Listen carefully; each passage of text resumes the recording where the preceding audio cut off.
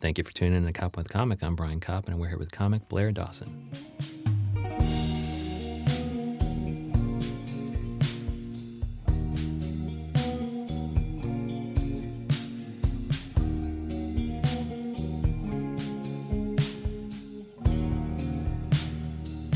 Blair Dawson, how the hell are you? I'm excellent. Oh, it's good. Saturday morning. Actually, it's afternoon. Yeah, and you came all the way from Brooklyn, which I hear is rare. Yes, it takes, they say it takes an hour, but really it's an hour and a half. Oh, no. And some people, like some comics, have been asking for transportation. And what I learned that is between Brooklyn and Queens, it's a car. So meaning they would like a certain amount of money to be squired around by Uber. And so it's totally reasonable. But Brooklyn, there's people like you who have the hustle just to come out. You don't require a car. You're going to use the train. I compulsively say yes to most things. Okay. Well, let's test that theory real quick. Where are you going to be on stage in New York City, and where can they find you online? You can find me on, so my website, blairdawson.com, Blair Simone on Instagram, Your Girl Blair on Twitter. And I think I follow you there. That's a funny handle. Thank you so much. Yeah. I couldn't get it cross-platforms. Blair Simone is not available on Twitter. That's overrated, right? Cross-platform listing, it's like, we'll find you if you're funny enough. I see some snobby producers being like, if you're not across platforms, why don't you just quit comedy? Oh my Lord! That show that they produce must be just great, full of quality comics. If they are concerning themselves with that. I've seen other comedians complain about it, being like, if I'm booking you on this show, just give it. Oh, no. I'm just like, you're too organized then. Most I feel like most comedians are just struggling to do the bare basics. And we'll talk about that we're going to talk about self-improvement today. But other than that, where else are you getting up on stage in New York City? After they find you online and find your show dates. Tonight I'm doing a show at the Goose Lodge, but you're not gonna hear this in time for that. I'm gonna send this link to you soon, so hopefully we'll get it out in time for the Goose Lounge. Yeah, 666. And then Monday I'm gonna be at Baby Grand. Okay. Wednesday, The Creek in the Cave at 8:00. That's the hustle. That's the hustle I spoke of. I mean, you just got shows every night of the week. I mean, that's the ideal. Book me on your shows. I would love to do it. I'll say yes to Nice. anything. You say it's like a 2-person crowd, I'll be there. I love the attitude. And does that influence your interest in self-improvement? Is any of this stuff, I always try to say yes to things, is that more of a, is it because you want to? Or is it because at some point you were like, I got to start saying yes to more things to make sure that I'm kind of taking advantage of every opportunity? Because if not, I'd rather just stay home in Brooklyn, right? I'd rather stay in bed. So, I mean, if I are you stay in bed, I naturally get really depressed. Yeah. So, I mean, so is it kind of like something that you're using as an instrument to get out more and take advantage of more comic opportunities to say yes to everything, or just self-improvement in general? Well, I love being busy. Okay. So I it is really kinda natural. respond well to structure. Oh. And if I know I need to go somewhere in the morning, it's those days are so much more satisfying than if I lay in bed and then I'm just wow, no one asked me to do anything today. Yeah. Or I just, if I unstructured time, I feel like I ruminate. I have a lot of neuroses. Yeah. So it's just if I am alone with unstructured time, it's just I'm fixating on things that's not productive. Now, see, a lot of people, though, or, people with less, I don't know, ambition or drive would let that overpower it. The desire to kind of stay in bed and, nobody's asked me to do anything, let me ruminate on my negative thoughts. Have you always been one to be able to pull yourself out of that pretty easily? Or was there any point in time where that kind of won the day? That was the default setting of staying in bed and ruminating? For sure, yeah. I've always struggled with depression, and then, but I didn't really have anyone kind of helping me through that in my adolescence. But then when I went away to college, I was this is my individual responsibility to take care of myself. So it was during college that you decided maybe to go talk to somebody about it. Yeah, I was just tired of feeling mediocre, if that makes sense. And so I was just I have to start putting a good head on my shoulders. Oh, You know, it's good. like, oh, I really started to like reparent myself. Or I was really into like psychology in high school. I would read Psychology Today, and then I got obsessed with like podcasts in college and like long form interviews And there's and some Betterment just ones that you are fans of. Betterment podcasts and things. yes, Okay. now that I listen to, but I would just always listen to like autobiographies as well as like Yeah, just pre-podcast. yeah, Long well, form interviews, right? long form interviews. I would always listen to those like Opie and Anthony, Louis C.K. interviews that were like hours long while Ah. I would do homework. Oh, cool. But yeah, it just really would help me. But Louis C.K. has helped a woman. I just want to say that right here, right now. He helped Blair Dawson with his little long form interviews. look, you know what? I'm not going to put it out on record, but You heard it here, folks. He's a great man. you know what? At one point, it did make me laugh. Yeah. Or yeah, there is something about like I would like listen to like a lot of misogynist comedy that I would like feel very angry listening to, but Oh, it would okay. also make me laugh. So Yeah. it's just So that yeah. conflict, is any of that kind of like, how did that conflict resolve itself in your stand-up? Like, how are you tackling any of that stuff in you? You know, you found the stuff that was misogynistic, but it made you laugh anyway. And so you found out there's kind of a double-edged sword going on with some comedy material. And so what kind of stuff is making its way into your act as far as, like, are you being... Well, I just also think it's funny to say the thing you're not supposed to say. Yeah, so do you? A lot of times. Yeah, all right. Yeah, but I also like I feel like I try to frame it in a way that's fair. Okay. You know, where it's like, oh, I can be like aware that this is wrong, Yeah. but I'm saying it anyways. Yeah, and then you can get a couple jokes out of it too, because you can say something inappropriate And address then you can, tension. Yeah, then you can go on the audience's side and say how inappropriate that was. Okay, and then so some of the self-improvement things that you are consuming, is some of the stuff they're preaching stuff that you're doing anyway, which is, taking individual responsibility and actually going out and being busy. Because I think that a lot of the stuff I'm reading, or some of the stuff you're hearing from Great Depression or whatever, it's people saying you just gotta kind of fill up your day with things to get out of your own head. Yes, to be present. Yeah. Instead of, I'm reading a book called The Untethered Soul right now, Okay. which is about consciousness. Mm. And, there's like seated consciousness, which is like, oh, I walked into a room and I saw that there was a microphone, but I didn't think to myself, that's a microphone, that's a table, that's a computer. Right. It's like we just know it. And the Yeah. things that we think about are just like passing thoughts. And a lot of times people choose to like fixate instead of letting go of certain thoughts. And the things that we fixate on are related to some internalized trauma.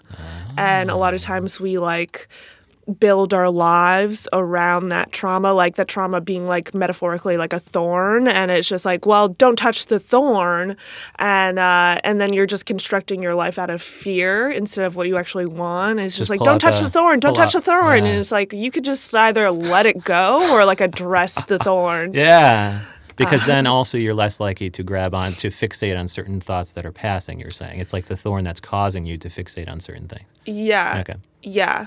Like right now, what I'm working on within like my own self-improvement is to either let things go, like let my I have like a lot of rage, like internal rage, and it's just like, oh, I can either just choose to let that go, or I have to just address it and talk to this person. So I'm like trying to figure out how to initiate difficult conversations, which I'm now just starting to do. You've been raging internally for a while, and so now you're trying to actually have conversations with the people who make you rage. Yes. Okay, and who's making you rage? Other comics? For sure. Should we name them now? Yeah. Okay, so Louis C.K. And so, so have you at any point, like, what got you to the point where you were starting to be like, hey, I got to have these difficult conversations to get rid of the rage? I think reading this book. Oh, good. So a self-improvement kind of book has helped you, trigger your self-improvement. Wow. That's pretty good. Yeah, That's what well, they're it's like supposed to do. I read But- so many books on just betterment in general that cumulatively I can like connect the dots. Oh, like cool. I read this book called Attached, which is about attachment styles. So there's secure attachment and then insecure attachment. Insecure attachment is either expressed as avoidant or anxious. So if you're avoidant, if you feel someone getting close to you, you pull away. Yeah. If you're anxious, if you feel someone pulling away, you pull even closer.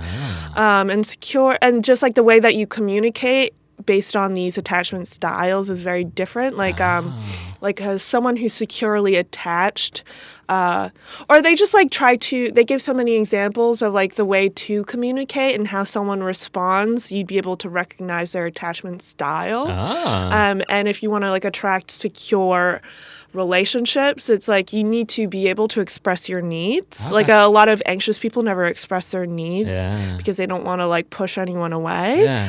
But if you are secure, you like express them, and how someone else responds is how you decide if that relationship is worth it or not. So like everybody's always going to make mistakes. There's always going to be conflict. But if you address like, well, these are my needs, and if the other person is like, okay, I hear you, I see you, I'm going to try to address those needs, that's like a secure relationship and one you should hold on to. Right. Whereas like if someone tries to gaslight you and is like, I think you're being crazy and you're making this a much bigger deal than this needs to be. And it's like, oh, well, then let that relationship go. They can't be there. They're not emotionally there for you. Like, I think a lot of people are like, oh, it's my fault. I'm not good enough. But it's like, no, it has nothing to do with you. If someone is like not able to be there for you, that's on them and their emotional unavailability. And I think one of the things, and I guess I want to know when you judge that, because I think one of the brief things you said was, people make mistakes and people, I don't have bad days or whatever. So like if you caught a certain person responding to you in a certain way because they're having a bad day or they made a mistake and they're not necessarily a bad attachment style, at what point can you kind of make an accurate determination of what attachment style you're dealing with? Well, I guess it would depend on like, hey, that made me feel bad. And it's just like, oh, if they are like, oh, I'm sorry, I was having a bad day. It's like, Then well, you're then fine with that's that. like worth continuing. But that would be like a day too. Like meaning if you had made that, if on the bad day they had responded poorly and you just left, then you would never have the conversation where they said, oh, I'm sorry, I was having a bad Well, day. it would be on that person to like recognize that they were in the wrong and then eventually be like, hey, I'm sorry. Yeah, you better recognize it around Blair Dawson because you might just like diagnose you as a certain attachment style. And so does that extend to all relationships, familial, familial, friendship, romantic, professional, I feel like most conflict for me has been in friendships. Okay. Oh, wow. Because we're not really, you don't break up with friends. Where it's like, oh, Ideally, in relationships, you can have like clean cuts, and you're just more forced to communicate because that's just what we've established in our culture in terms of like what a relationship looks like, but a romantic one. And then in our relationships, I think a lot of times we don't like confront issues head on. Yeah, because you're such good friends and you don't want to jeopardize. You want to, there's going to be more opportunities to do better. So it's almost like you just kind of keep it going without addressing the elephant in the room. Yeah, I would say, I guess friendships are more like ephemeral. They like come and go without saying like this is over, this is beginning. Yeah, there's no breakup in a friendship. Right, so it's like a little less clear. And because you've recognized that those are the relationships that you're typically having these conversations in, is Blair Dawson the person who actually break up with a friend? I have. Have you? Yeah. How does that conversation go, and is it hilarious, and has it made its way into your act? And why not? If I go to the Creek in the Cave, the show coming up on Wednesday, right? Will I see you talk about you breaking up with your friend? Well, I've definitely had jokes about like explosive retaliation. Wow. And is that healthy, Blair Dawson? No, not at all. I'm saying I don't think I've been like a healthy, self-actualized person until like 2 years ago. So you got some sweet doozy stories from 3 years ago. Well, yeah. I would like have a lot of text fights when I was a teenager and like early 20s. And then there was like a friend that I had who was super toxic when I was 25. Okay. And then we had this like project together, and the day it was over, I unfollowed her, and I haven't spoken to her since. Like not even at a party, and I think she's like afraid of me now. So yeah. And so you guys had kind of an explosive blow up. non-explosive blow up. I just decided that she was a bad person and I Okay. don't want to talk to her. Wow. Because I would like wake up every morning feeling like rage about this person and being like, wow, I can't believe she said this about that person. Like, how could she do that? How could she like treat people that way? And just like, I just decided like, I don't need this. Yeah. And now I could go about it in a more mature way. Like, I think at the time I needed to be black and white about it. But Yeah. like, I think I'm trying to figure out how to not completely just like decide, no, you're bad, and Yeah. just Especially completely cut who people are out. like who are manipulative. It's like they don't recognize the gray. You have to be black and white for them to realize that they can no longer manipulate. They can't talk their way back into this shit. Yeah, I think with this particular friend, I felt as though every interaction we had, it was like, oh, she would like belittle me. So it's just like, I just can't interact with you. Or like, I think there were a couple of times where I tried to confront her. And then she would just like dig her heels in even more and kind of like point the finger back at me. And that's just more rage. And yeah, and it's just like the way that I feel when I'm around you, I just like can't interact with you anymore. Yeah, I think in general you have to enjoy how you're feeling around the people that you choose to keep in your life. Yeah, always be mindful of how someone makes you feel. Dude, and that's perfect because we talked about self-improvement, and it's nice that all these lessons seem to have just been embedded in you over time, where you now are like a walking, and I'm gesturing, like emanating from her person is just all this wise, sage advice. And it's actually going to be pretty funny on stage, right? Creek in the Cave, Wednesday, Blair Dawson, right? Yes, You're gonna all in. That's the name of the show. Is 8 it? o'clock. Is Yeah. it? And she's all in at all times, and she's going to maybe talk about the explosive breakups, like the explosive relationships. Let's see.